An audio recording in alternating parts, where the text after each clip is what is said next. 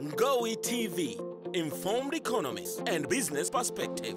We have to invest in youth. We have to reduce the fertility rate. That is very important, to reduce the dependency rate, and also to improve the education of the young people if we want to get the demographic dividend from the youth. And the last thing is governance and accountability. When we're talking about governance and accountability, most of the people tend to think about corruption, and when people talk about corruption, they just think about the government as if the private sector doesn't have that, right? Okay? So it's not about that, but we're not talking about governance and accountability. It is also about increasing efficiencies. For you to motivate the private sector to invest, they need to be sure that they're going to produce quality working population.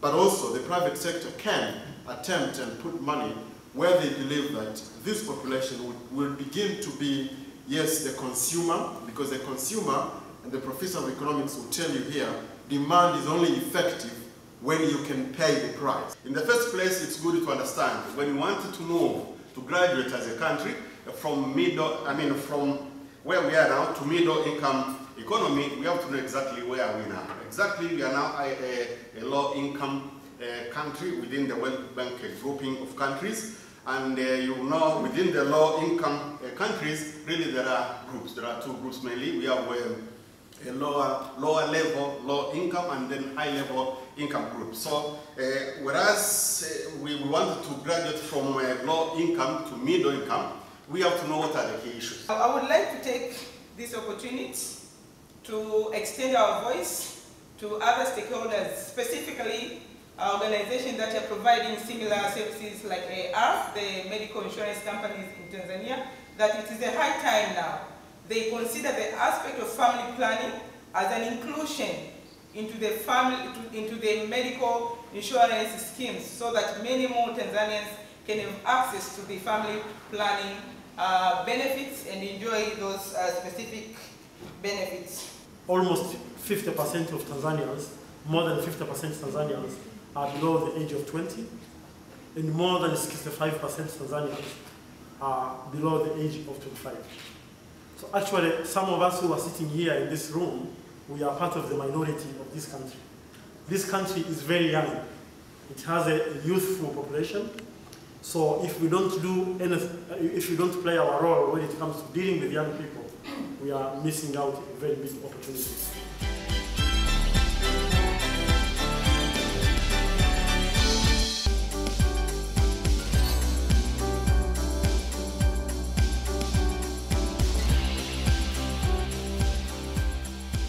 On how do we look at a business model that is sustainable, as Lauren said, but also incorporates and thinks about how do we be inclusive? How are we looking at meeting the needs of businesses like G4S and other businesses that obviously have an opportunity and are looking for solutions? I think one of the things that I take away from this is the incredible amount of passion and commitment.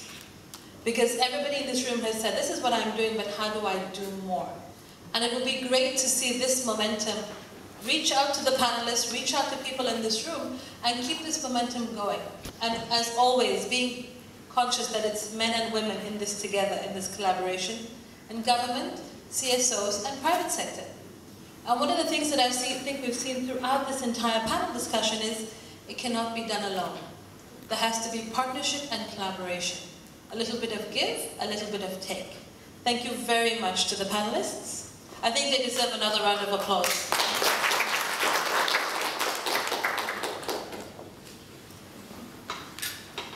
We've come almost to the end of our morning, but we saved the best for last, I think.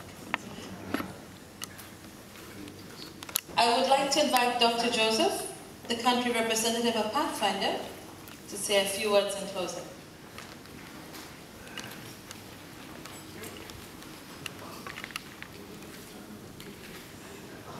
Thank you. Habari za asubuhi.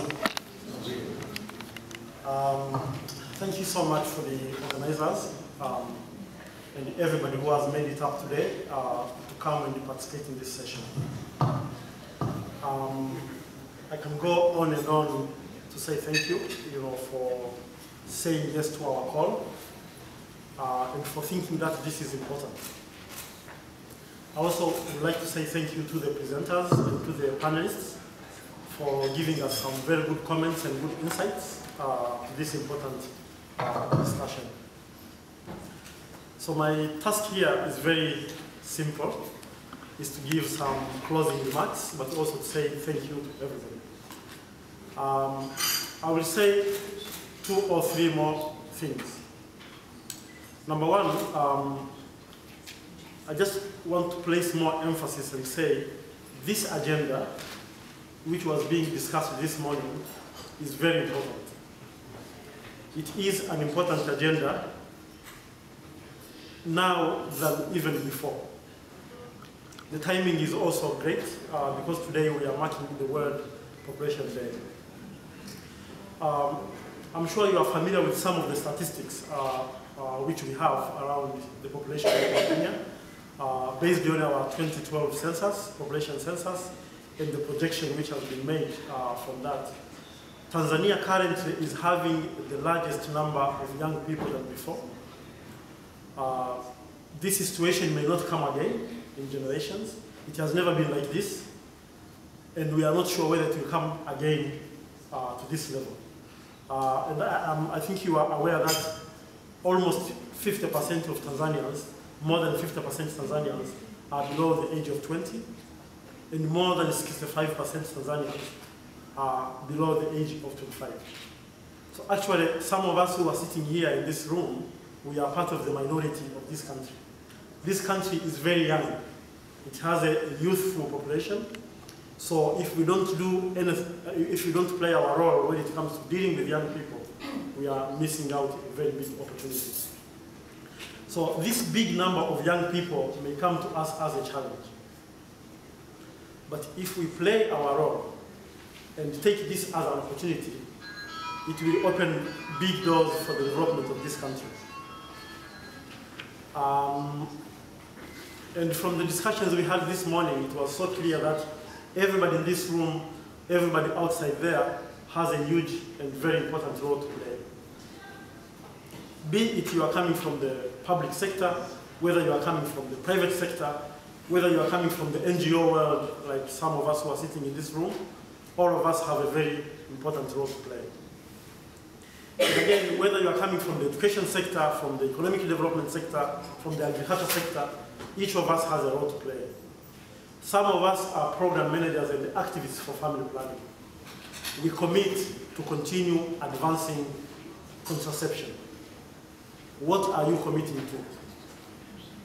Contraception plays a central role into all of this because it will reduce fertility.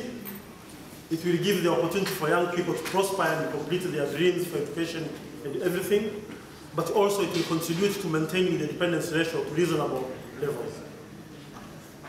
But for private sector who are looking for employment, at least you will have the skilled labor to employ. I always cite out an example where I see somebody setting up a very simple business. Let's say you are having a hotel or a school, but you have to go to the neighboring country to recruit a receptionist to run your hotel. Just, you don't even have a skilled market to sit at the front desk of your hotel. So this emphasizes that for us to harness the demographic dividend, each one of us has a role to play, and the sky is the limit. For the private sector, I think one of the things you should be asking yourself is how much does it cost? So I may tell you it costs about 20,000 to help a couple become protected from unwanted pregnancy for 1 full year. You can afford that, I guess. It takes about 700,000 to train a nurse or a doctor to provide family planning. It costs about 20,000 to perform a tubal ligation or a vasectomy. I can go on and on and on and on and on, but what I'm trying to say here is through your corporate social responsibilities and the other areas where you're investing, you have a role to play and you have the opportunities to contribute. Having said that, I would like to thank again the organizers, and I think all of us have a food for thought to take away with us. And thank you so much for giving me the opportunity to say these few words as closing remarks. Asanteni sana and have a nice day.